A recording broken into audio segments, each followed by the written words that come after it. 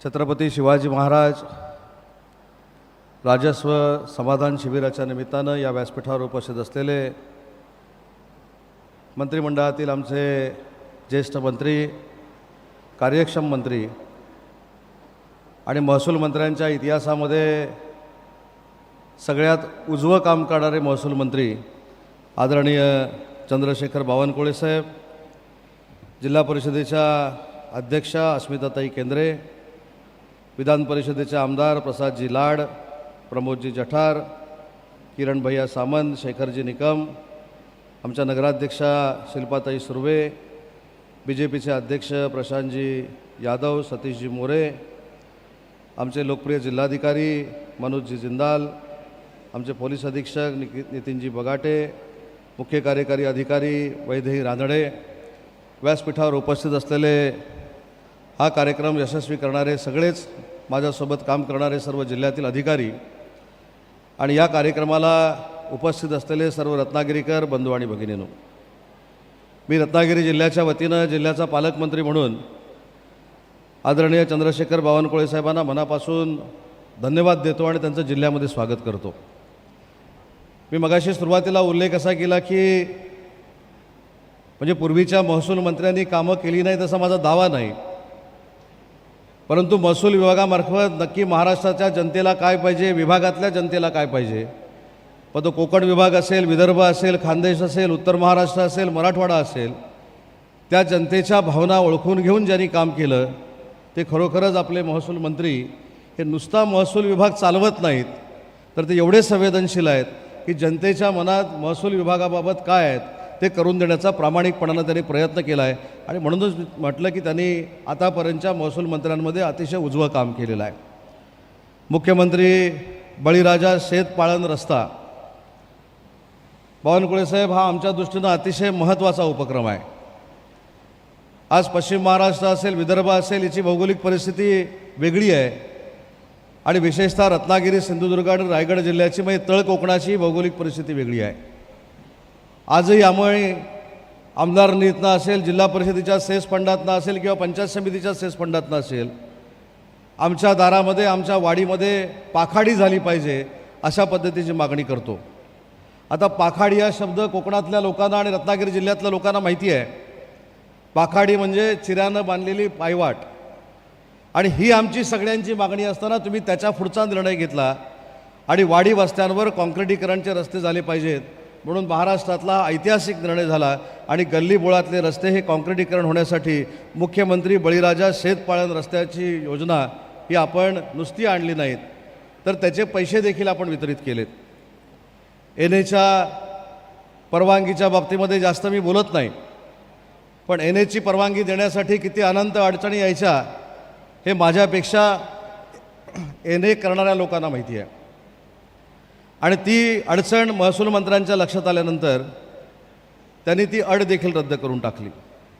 तुकडेबंदी असेल, कुळवैवाटीच्या कायद्यामधली सुधारणा असेल, शेतजमीन कौटुंबिक वाटणी असेल, एक जिल्हा एक नोंदणी मुद्रांकाची असेल किंवा शेतकऱ्यांना गौण खनिज स्ववापरकरिता रॉयल्टी माफ असेल, असे ऐतिहासिक निर्णय महाराष्ट्र राज्याचे महसूल मंत्री म्हणून आपण घेतलेत आणि मला अभिमान आहे की या मंत्रिमंडळामध्ये तुमचा एक सहकारी म्हणून मी या मंत्रिमंडळामध्ये काम करतो आहे. म्हणजे जशी तुमच्या इतिहासामध्ये नोंद होईल राजकीय की तुम्ही हे निर्णय घेतलेत, आमच्या इतिहासामध्ये नोंद होईल की तुम्ही निर्णय घेत असताना आमच्यासारखा कार्यकर्ता त्या मंत्रिमंडळामध्ये होता.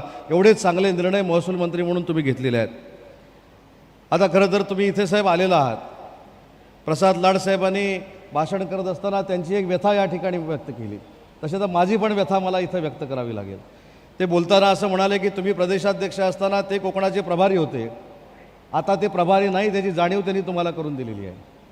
त्याच्यामुळे बावनकुळे साहेब, तुम्ही महाराष्ट्राचे सगळ्या पक्षांचे समन्वयक आहात, तुम्ही योग्य तो निर्णय घ्याल याची खात्री माझ्यासारख्या कार्यकर्त्याला आहे.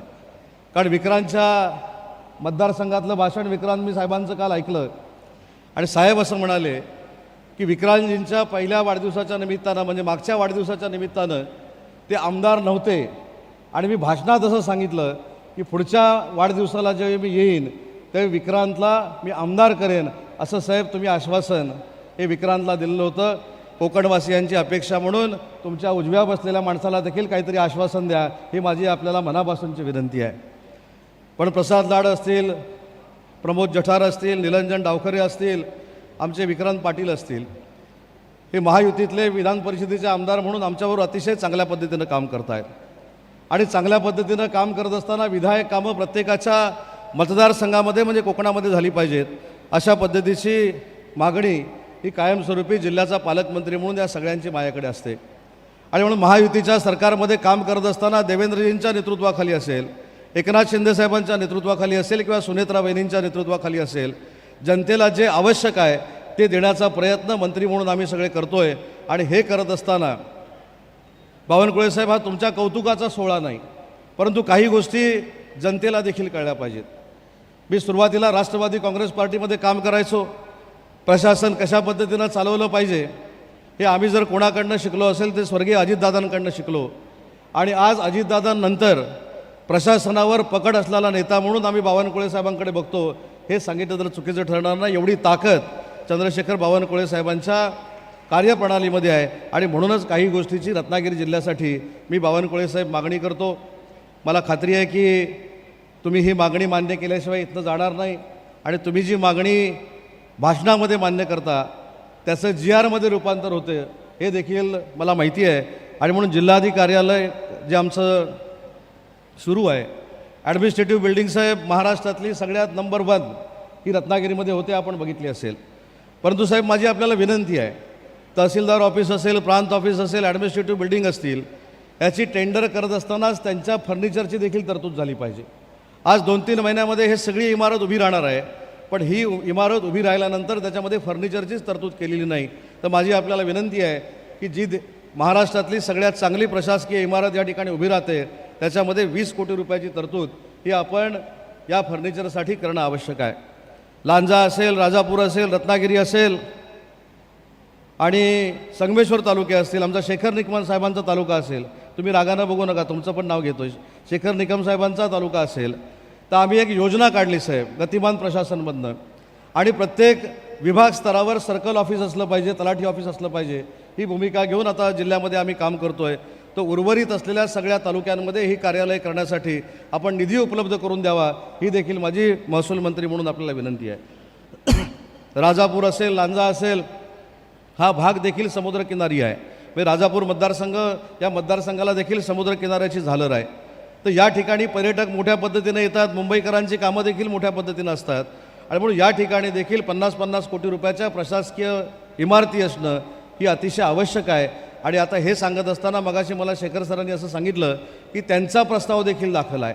तर मला असं पालकमंत्री म्हणून वाटतं आणि माझी विनंती आहे की हे 150 कोटी रुपये माननीय बावनकुळे साहेबांनी रत्नागिरी जिल्ह्यासाठी मंजूर करावेत, जेणेकरून येणाऱ्या प्रत्येक नागरिकाला त्याला न्याय मिळाला पाहिजे, त्याची विकासाची कामं झाली पाहिजेत, त्याची प्रमाणपत्र मिळाली पाहिजेत.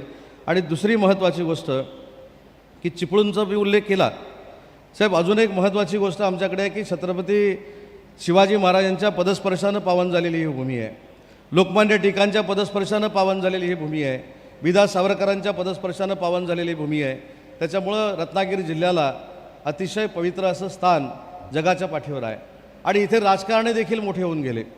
प्राध्यापक मधु दंडवते असतील, बॅरिस्टर नाथपै असतील, आणि ज्यांनी कुणबी समाजाचं नेतृत्व दिल्लीमध्ये केलं ते कैलासवासी शामराव पेजे साहेब असतील. शामराव पेजे साहेबांच्या नावानं आपण आर्थिक विकास महामंडळ काढलं, परंतु त्या आर्थिक विकास महामंडळ काढल्यानंतर जो माझा कुणबी बांधव या जिल्ह्यामध्ये, रत्नागिरी, सिंधुदुर्ग जिल्ह्यामध्ये, रायगड जिल्ह्यामध्ये राहतो, त्याला आजही एका छोट्या कार्यालयात जावं लागतं आणि बाकीच्या सगळ्या परवानग्या घेण्यासाठी त्याला आपल्या मुंबईला जावं लागतं. तर माझी सगळ्या कुणबी समाजाच्या वतीनं आपल्याला विनंती आहे की कैलासवासी शामराव पेजे आर्थिक विकास महामंडळाच्या प्रशासकीय इमारतीसाठी आपण पैसे देखील मंजूर करावेत आणि 1 एकर जागा देखील शामराव पेजे आर्थिक विकास महामंडळाला द्यावी, ही देखील माझी विनंती आहे. आणि त्याच्यामध्ये जी अजून एक कुणबी बांधवांची मागणी आहे की न्यासाचं कार्यालय झालं पाहिजे, शामराव पेजे साहेबांच्या न्यासाचं कार्यालय झालं पाहिजे, ते आम्ही त्या इमारतीमध्ये न्यासाचं कार्यालय सुरू करू, हा देखील शब्द या जिल्ह्यातल्या सगळ्या कुणबी बांधवांना मी देतो. आणि म्हणून जी काही विकासाची कामं आपल्याला करायची आहेत, जो काही निधी आपल्याला पाहिजे ती देण्याची भूमिका बावनकुळे साहेब आपण नक्की घ्याल, ही अपेक्षा या ठिकाणी व्यक्त करतो. आज अजून एक प्रकार मला व्यासपीठावर बघायला मिळाला. तो कदाचित तुमच्यापर्यंत पोचला नसेल. अनेक मंत्र्यांकडे निवेदन देताना अनेक संघटना मी बघितलेल्या आहेत, पण अधिकाऱ्यांची, तलाट्यांची, सर्कलची संघटना निवेदन देत असताना तुमच्यासारख्या कार्यक्षम मंत्र्यांना आमची कामं पूर्ण केली हे मला पहिल्यांदाच ऐकायला मिळालं. पुढचा घटक आहे, मग तो कोतवाल असेल, कोतवालाला देखील साहेब तुम्ही न्याय दिला, तलाठ्याला तुम्ही न्याय दिला, सर्कलला तुम्ही न्याय दिला. ॲडिशनल कलेक्टरचं प्रमोशन तर मला असं वाटतं की वर्षानुवर्ष थांबलेलं होतं. मला तर असं वाटतं ते धाडस आहे. ॲडिशनल कलेक्टरना एका फटक्यात शेकडो ॲडिशनल कलेक्टरना प्रमोशन देण्याचं ऐतिहासिक काम जर कोणी केलं असेल तर ते बावनकुळे साहेबांनी केलं. याचा सार्थ अभिमान मंत्रिमंडळातले त्यांचे आम्ही सहकारी म्हणून नक्कीच आम्हाला आहे. आणि म्हणून महायुतीच्या सरकारमध्ये काम करत असताना काही लोक टीकाटिप्पणी करतात, परंतु टीकाटिप्पणीच्या पलीकडे जाऊन विकास करणं आणि लोकांना विश्वासात घेऊन त्यांचं काम करणं हा आमचा कायमस्वरूपी अजेंडा राहिलेला आहे. आणि त्याच्यासाठी देखील महसूल मंत्री बावनकुळे साहेबांनी फार मोठी ताकद ही उभी केलेली आहे. आज राज्याचा उद्योगमंत्री म्हणून मी काम करतो. आम्ही अभिमानानं सांगतो की आशिया खंडातलं महाराष्ट्र औद्योगिक विकास महामंडळ असं एक महामंडळ आहे की ज्याच्याकडे सगळ्यात जास्त जमीन आहे, जवळजवळ 2.5 लाख एकर जमीन. या आशिया खंडात एका महामंडळाकडे असणारं पहिलं महामंडळ जर कुठचं असेल तर ते MIDCचं महामंडळ आहे. रेसिडेन्शियल एरियाला सगळ्यात जास्त पाणी देणारं आशिया खंडातलं जर पहिलं महामंडळ कुठचं असेल तर ते MIDC आहे.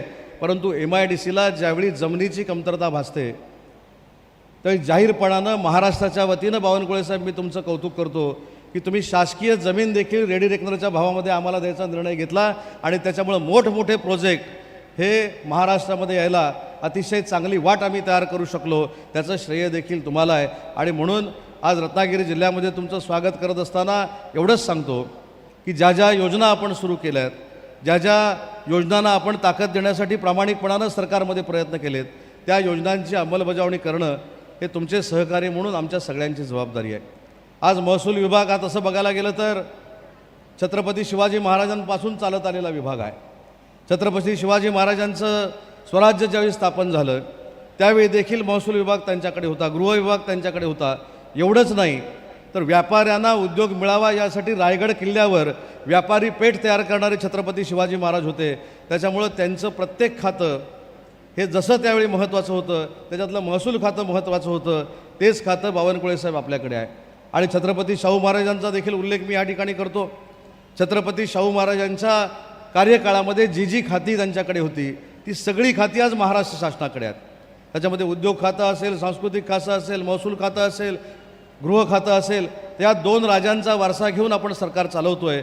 आणि त्या 2 राजांना अभिप्रेत असलेलं काम चंद्रशेखर बावनकुळे साहेब महाराष्ट्रामध्ये करतायत.